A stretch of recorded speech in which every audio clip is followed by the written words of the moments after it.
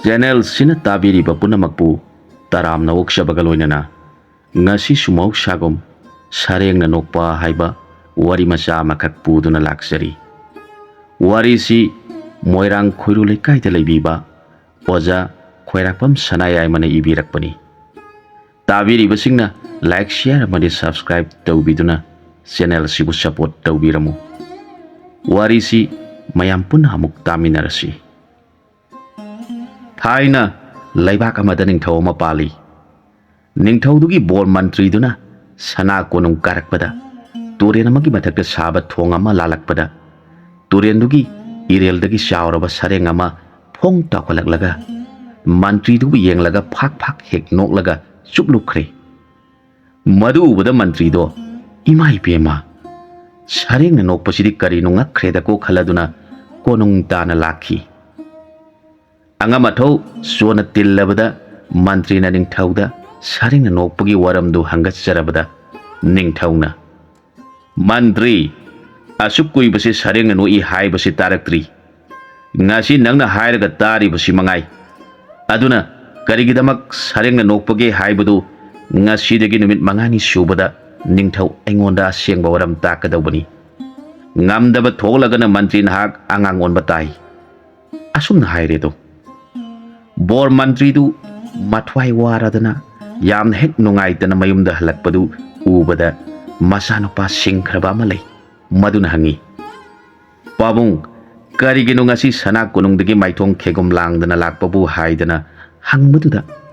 mapana ngasagi sareng na nokpagi wa ningthauda hangalubada ningthauna angang ongani hairakpa pumbadu tamlabada masanupaduna kari haigebu pabung Madugi oiradi karimata wabinu nasana phanaba tawni hairamlaga masanupado khurum ama satin ama saishu ama suradana sarena nokpagi maram khangurage haidana satkhre mantrigi masaduna sum lakpada turen ama thengnare turen do mana makhongda khurum tungduna saishu suduna lanthui kangphan hek karaga khurum lauthui saishu du mareng banda hapkatlaga sali Turin mapanduda lauduna leibani pa mana uraduna khali hi karino masigi angang sida isingda khurum tongduna saisu suduna chatlaga kangphan yauragana khurum su tongdi saisu su sude haidana chatkhibudu yengduna lei mantri machaduna khara chatlaga ukhada leiriba lambi du de hek chatpaga mana puriba satindu hek khali ukhadu lanthoklaga satindu thupsilaga chali Madu ubada lau bani paduna khali onthok panida masak matawna phajariba mana tawthor pasina ona taina bangakta tawida phare masidum aigi sanu pipiduna imaktum oirage khaladuna parap tanaraktuna mantri masadu khamlaga masanu pi thajare maku mamak asum langina baduda mamak nupana maku bokta hanglai iku bonu uri balau sidi Atai rau kayano asa rau na kayano maku boktu pungau ngau re karino dangang nang na hairi dubu nang na tok thor pangang thor pasima na tei sa sati da haiduna dum lakminei khara muk chalaga mamang ni pana iku bohogi yumdi kadai dano maku bona khudo mi thiladuna tu adagi sanga yumsa sari ba yumjau sini haiduna tai mamang nu pana Iku bohogi yum sibu makok palabra, mamai palabra, masa palabra hangi.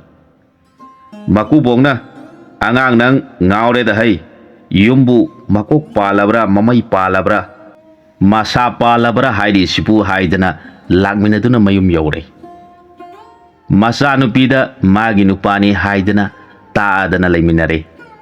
Numidangi saksa nabamatam yorok labada, saksa rasi hainare. Maduda ningon mawaduna kari haigebu aidi thanda saba tali inimbok samina ni mahaire mane bok nasu mathanda pok shabaduda mama na luna tawbidana mama ga hek samina bajani khaladana saminare saba loiradana tumna himna ba thorang torpaduda ningon mawaduna aidi nupi ga tumina basu tali ithanda tumbasu ngamoi inimbok ikobok ani ki karakter tungge mahaire Makubok manembok nasu ke khredako phare phare haidana tuminare nongalam daidu da manem na phamung dagi haugat pada phanek phinana mayani pagi mamai de hek shokre manem dudi khangdi mayani padana khali masigi nupisna poko masana bu kaya bu pharudongno kana di satkhage haidana phamung dagi phuk haugalga satkhri mapuroi baduna satkibadu ubada masano pina onthokpanida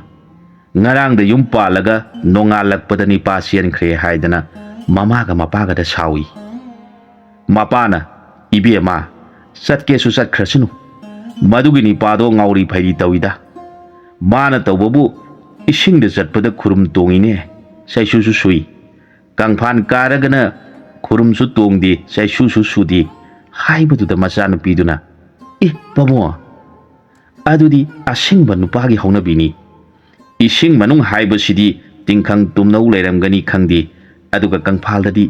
mitna tingkhang tumnau lei leiti haiba khangido aduna ising da satpada khurum tongi bani kangphalna tongdri aduga ising da saisu suri baduna isingi aru athian yengi bani hairakpaduda mapado sumina singkhreda hairaga ibema mana ukhada satpada satin khali baduna karigino haina masanu pida hangbada pabung uthakta usek oya mayam tungduna leirambadu mi lakpagi manin phangbada haudana paibada usawasa kangba tektuna taraklabadi sokpangani haidana ukhada satpada satin khali bani hairakpaduda mapadu kari amu haigebu ibema nangi nupaduna ipana uriba lausibu atairau kayano asarau kayano aduga isagi yumsibu mana makok palabra mamai palabra masa palabra hangi maduna kari hairi bano hangbatuda pabung no uriba lawasida atairau kaya yaubagi haibadudi asan balau kayano haibani asarau kayano haibana patage lau kayano haibani yungi makok palabra hangbadi mamang sangoi sarabra haibani mamai palabra haibaduna maning sangoi yathokpham sarabra hangbani masa palabra haibana kha sangoi awang sangoi sarabra haibani madu tabada mapado kari haigebu ibema ipadi khangde nangi nupado di singkhre pamukhreda mabu kadai yarongaba tanaba phanglaroidra haibadu da masanu pina Paji pharuso haibra hangi mapana yaradi bema pharuso angang du pamui haire masano pina santhi thibot amaga phajakhaba thambal amaga puraduna nupaduna lakadaba lambida santhi thibot thamlaga thambalduna santhi du yungshinduna thanamlaga mayumda halagle mandri masana lakpada tauramli badu thengnare mana khali aina mama pate haidana masa pharoidra haidana aigi nupibu thadokuna lakpasidi ai lale aigi nupi se asingbi nupi soidana oigani khaladana maku manemgi yumda par laktuna yaure maku bok manem bongna angang nangdi kadai da saluri bahangi iku bok inem bok aise mantri gi masani aigi ipado sarengna nokpagi artha haiba ngamdrabadi ningthauna angang olangani haibadagi aina sarengna nokpagi artha thiba lakpani aduga madu thiba su chatlubani hairakpada magi nupina ibungo wabirunu madugi oirabadi aina soidana taksage haire marini subagi numitta bor mantrina ningthauda iningthau ai sarengna nokpagi artha piba ngamjaragani aigi imau nupi ama leijai mana hayenge numitta sarengna nokpagi artha pihanjarage hairabada ningthauna leibak khangna sagon paw sian thokre nongale leibak punamak suona tillabada mantrina mamau nupi puduna konung karakle leibak ningthau khurum hale mantrigi mamungna makut lonaraduna iningthau ibungo iningthau gi leima masing kayano hangi ningthauna magi leima chamani haina khumi mantrigi mamungna phare adudi iningthau kom asangba mata tahun biu haidana ningthau manai singna kom asangba tawbal oire kom tawbal oiraduna ꯃꯟꯇ꯭ꯔꯤꯒꯤ ꯃꯃꯧꯅ ꯏꯅꯤꯡꯊꯧꯒꯤ ꯂꯩꯃꯁꯤꯡꯗ ꯀꯣꯝ ꯑꯁꯤꯕꯨ ꯆꯣꯡꯍꯟꯕꯤꯌꯨ, ꯀꯣꯝ ꯑꯁꯤ ꯆꯣꯡꯕ ꯉꯝꯕ ꯑꯗꯨꯅ ꯂꯩꯃ ꯃꯀꯣꯛ ꯑꯣꯏꯍꯟꯒꯗꯕꯅꯤ ꯍꯥꯏꯕꯗꯨꯗ ꯂꯩꯃꯁꯤꯡꯗꯣ ꯆꯣꯡꯅꯕ ꯁꯦꯝ ꯁꯥꯏ꯫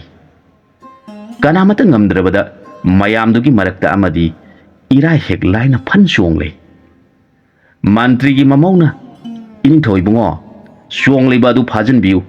ꯃꯍꯥꯛ ꯅꯨꯄꯤ ꯅꯠꯇꯦ ꯅꯨꯄꯥꯅꯤ ꯍꯥꯏꯔꯛꯄꯗ ꯃꯌꯥꯝꯗꯣ ꯏꯉꯛ ꯉꯛꯏ꯫ ꯅꯤꯡꯊꯧ ꯃꯅꯥꯏꯁꯤꯡꯅ ꯆꯣꯡꯂꯤꯕ ꯑꯗꯨ ꯐꯥꯔꯦ꯫ ꯃꯟꯇ꯭ꯔꯤꯒꯤ ꯃꯃꯧꯅ ꯏꯅꯤꯡꯊꯧ, ꯃꯍꯥꯛ ꯑꯁꯤ ꯅꯨꯄꯤ ꯅꯠꯇꯦ ꯅꯨꯄꯥꯅꯤ, ꯏꯅꯤꯡꯊꯧꯕꯨ ꯍꯥꯠꯀꯦ ꯑꯗꯨꯒ ꯅꯤꯡꯊꯧ ꯈꯨꯕꯝ ꯃꯨꯟꯒꯦ ꯍꯥꯏꯕꯒꯤꯗꯃꯛ ꯅꯨꯄꯤ ꯁꯥꯖꯅꯗꯨꯅ ꯂꯩꯔꯝꯕꯅꯤ꯫ ꯃꯥꯐꯤ ꯂꯧꯊꯣꯛꯎ ꯍꯥꯏꯗꯅ ꯃꯥꯐꯤ ꯂꯧꯊꯣꯛꯄꯗꯗꯤ ꯑꯁꯦꯡꯕ ꯅꯤꯄꯥ ꯑꯣꯏꯔꯝꯕꯗꯨꯗ ꯅꯤꯡꯊꯧ ꯄꯨꯡꯉꯛ ꯉꯛꯈ꯭ꯔꯦ꯫ ꯃꯟꯇ꯭ꯔꯤꯒꯤ ꯃꯃꯧꯅ ꯍꯥꯏ, ꯏꯅꯤꯡꯊꯧ ꯏꯕꯨꯡꯉꯣ, ꯑꯩꯒꯤ ꯏꯀꯨ ꯏꯕꯨꯡꯉꯣꯅ ꯀꯣꯅꯨꯡ ꯀꯥꯔꯛꯄꯗ ꯏꯁꯤꯡ ꯃꯅꯨꯡꯗ ꯂꯩꯕ ꯁꯔꯦꯡꯅ ꯅꯣꯛꯄꯗꯤ,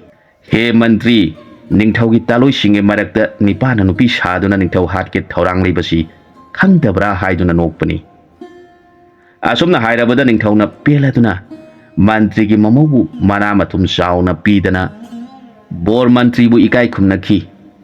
ꯅꯨꯄꯤ ꯁꯥꯔꯝꯕ ꯅꯤꯡꯊꯧꯕꯨ ꯍꯥꯠꯀꯦ ꯊꯧꯔꯥꯡꯂꯕ ꯅꯤꯄꯥꯗꯨꯕꯨꯅ ꯃꯤꯍꯥꯠ ꯄꯨꯡꯗ ꯄꯨꯔꯒ ꯍꯥꯠꯈꯤ꯫